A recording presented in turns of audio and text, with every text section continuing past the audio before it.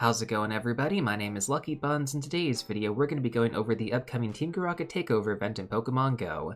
This event is going to be taking place from August 11th to August 17th. Now, as far as the bonuses go, we're going to be able to TM Frustration away on our Shadow Pokemon, and if you're kind of curious what's the best way to actually get charged TMs in order to do this, there's going to be two main methods I like to focus on. The first one is going to be from Go Battle League, the Win 2 reward. You have a good chance of actually getting a charge TM this way, and the second way is going to be a guaranteed drop from Mega and 3-star raid battles. Now, we're also going to get increased Team GO Rocket grunts at Pokestops and balloons. The balloons are going to appear about every 1 to 2 hours instead of every 6 hours. So if you can actually get a rocket radar before the balloon appears, that's going to be the best way to actually get some team leader rotations in, especially because, you know, they're not always guaranteed to be at specific Pokestops. It's always randomized every single day. So ideally, you want to focus on hitting as many grunts from the Pokestops, get a radar before the balloon appears, and then do the leader whichever one that happens to be. Now, finally, we're also going to get event-themed field research during this event, which is going to award you with mysterious components to build a rocket radar, along with fast and charged TMs. Typically, the tasks do revolve around purification or just catching shadow Pokemon, so keep that in mind as you're going through these. Now, additionally, on top of that, we're also going to get the debut of shiny Salandit during this event through 12-kilometer eggs.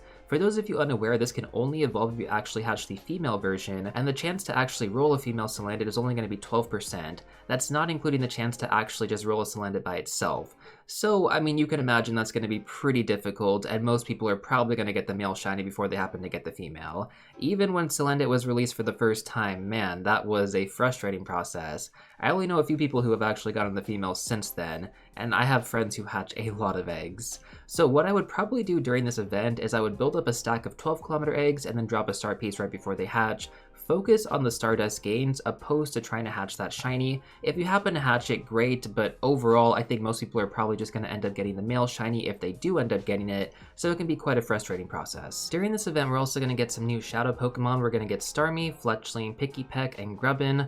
So in terms of which ones are actually good, first of all, Staryu is going to be a Stardust boosted Pokemon, so if you do happen to encounter this, always make sure to do that one because it's going to be 750 Stardust per catch. Fletchling is probably going to be the best one, evolving all the way up into Talonflame, and that's because this Pokemon is going to be relevant in the Great League and the Ultra League. It currently ranks in the top 150 for the Great League and the top 50 for the Ultra League. Now, you do want to have the Legacy Fast move Incinerate, so if you do happen to get a good IV spread worth building, it is, you know, definitely worth giving it that Elite TM. Now, I do also want to mention that Talonflame for the Open Great League uses typical PvP IVs, but because the Hundo maxes out right below 2500 CP, you actually want to focus on getting the Hundo for the Open Ultra League instead. When it comes down to Pikipek evolving into Toucan, this Pokemon really isn't that good. Like, it might be used as like a decent flying type attacker if you do want to build it, but honestly, I probably wouldn't worry about it too much. And then finally, we have Grubbin, which evolved into its second stage form. It's going to be Charge-Bug. This ranks in the top 200 for the Open Great League, and then if you evolve it all the way up into Vikavolt, this is going to be a decent bug type attacker to use in the Raid/Gym meta. Next up, let's talk about the Team GO Rocket leaders and their new rotations. So I'm a bit late on this upload, so the new Shadow Shiny rotation has already gone into effect. We're going to have Chikorita from Arlo, Totodile from Sierra, and then finally Cyndaquil from Cliff. These will be in rotation until the next Team GO Rocket Takeover, and honestly speaking, when it comes down to Totodile, that's going to be the main one you do want to hunt, because Feraligatr in the Open Great League and the Open Ultra League is extremely good. But you guys already know I'm going to be hunting down that shiny Shadow Cyndaquil. I have to. Now, what about the best Pokemon to TM Frustration on? Well, ideally, I would just TM Frustration on all the Shadow Pokemon you have, but if you are limited on charge TMs, the next best option would be to check out this video right here. This takes into consideration most of the recent Pokemon that have been featured in Rocket Battles, and I am going to have a new video up soon that highlights the best grunts to focus on from this new rotation. That should probably be out tomorrow. Next up, let's talk about 1-star and 3-star Shadow Raids. So first of all, let's start off with the new rotation for the 1-star Shadow Raids. We're going to have Bellsprout, Apom, Teddiursa, and Seedot. In terms of the ones that are meta-relevant here, we have Bellsprout evolving all the way up into Victory Bell. This is relevant in the top 100 for the Open Great League and the top 50 for the Open Ultra League.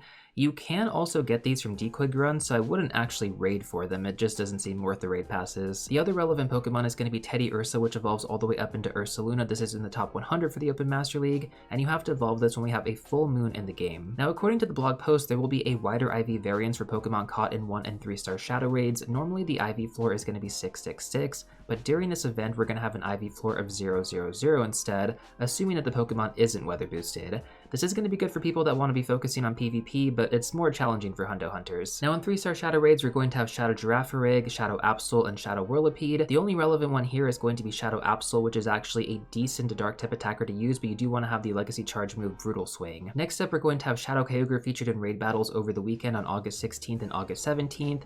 From this event specifically, we're going to get 1 additional free orange pass to use each day, which means you're going to have a total of 2. You can technically have 3 if you save them from the day before on Friday. Just keep that in your item bag and then go into Saturday with that in there. You should be able to do 3 and then 2 the next day. This will also be the Shadow Shiny debut of Shadow Kyogre, which is pretty damn exciting. That's going to be quite the hunt, that's for sure. So let's talk about how good Shadow Kyogre is in Pokemon Go. In my opinion, this is one of the most important water-type Pokemon you guys can hunt right now. Shadow Kyogre is the best non-mega water-type attacker in the game, and even without its signature moveset Origin Pulse, this thing is still a powerhouse with Waterfall and Surf. If you've been saving up premium raid passes, I would strongly encourage you to use them during this weekend to pick up at least 5.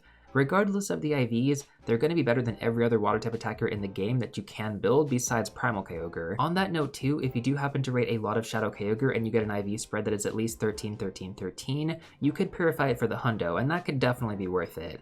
I would only do this after you have secured at least 5 good Shadow Kyogre though, because you can always lucky trade for the regular if you do want a good IV spread for the Primal. You cannot trade Shadow Pokemon. Now you are going to be able to raid at least 4 of these for free over the weekend, but I would encourage you to raid at least 10 minimum, and that's because this is one of the best water-type Pokemon you guys can acquire in the game, and I am not understating that. Now during this event, we're also going to have Ho-Oh and Legendary raid battles until the 18th, and this will definitely be a Pokemon you do want to focus on if you can. I would probably just use your free passes, but Ho-Oh does currently rank in the top 20 with the legacy move Sacred Fire. This legacy move isn't going to be available during this rotation, so you will have to use an Elite TM, but I think if you happen to get the hundo, it's totally worth it. Now as far as raids go, this is a decent fire type attacker, especially if you do build one to level 50 for the Open Master League. Otherwise, I probably wouldn't invest too many resources into multiple Ho-Oh, as there are just better fire types out there in the game. In the Mega Raid rotation, we're also going to get access to Mega Slowbro during the same time period from August 11th to August 18th. Now it has been a while since Mega Slowbro was in rotation, so I guarantee a lot of you out there probably want to grab this for your Mega Pokedex. And in terms of meta relevance, there isn't much for this Pokemon, but it does take on the dual typing of Psychic and Water, which is pretty useful for candy farming during certain events. Now finally, let's go over Giovanni's Pokemon featured during this rotation. That's going to be Shadow Giratina Altered form. So Giratina Altered is going to be replacing Dialga as the next Shadow Legendary, and that's going to be through Giovanni. You have to use a Super Rocket Radar in order to actually get this encounter. Now you can get this from the special research Rocket Quest that we're going to be getting at the start of this event. Now going back to Giratina though, this Pokemon does rank in the top 40 for the Open Ultra League and the top 30 for the Open Master League. So I think a lot of PvP players out there are going to be cashing in on their Super Rocket Radars in order to get a good IV spread. And you basically have 2 chances, right? If you roll bad IVs, hope that the attack IV is low and the defense and HP are going to be high. And if you do happen to roll good IVs, hope that it's going to be close to the hundo for the Open Master League. Now in terms of its performance in raid battles, Shadow Giratina Altered is about as powerful as a Giratina Origin form non-Shadow, so it can still be used as a decent ghost type attacker, but you do have much better options out there like Dawnwing's Necrozma. So basically, should you stack this Super Rocket Radar or should you use it? Well, I think if you're into PvP, it's definitely going to be worth using the radar, maybe even more than one. Although, if you don't care that much about PvP, I would just stack your radar moving forward. That's personally what I'm going to be doing. Now, if you do need a quick refresher on how to actually stack your Super Rocket Radar, or if you want to know what are the best Shadow Pokemon to power up right now, then check out these videos next.